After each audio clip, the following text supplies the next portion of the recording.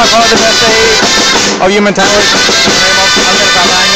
Vilanova for the last, I don't know how many years. The local inventory of Vilanova has completed a 2x7, a 4x8 and a 3x7 directed from below. Castellers has completed a 3x7 and a 2x7, and the team which we now have in front of us,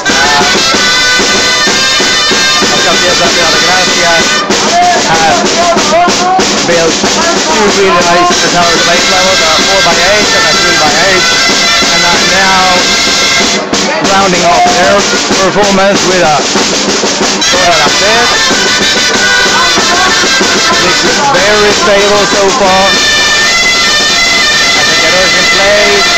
Here we have Diada, Vialeta.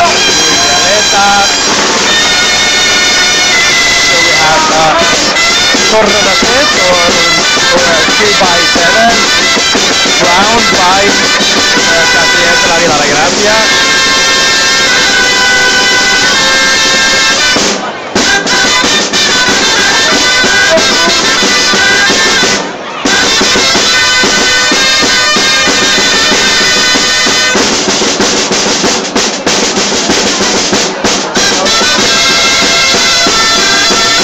Very well done.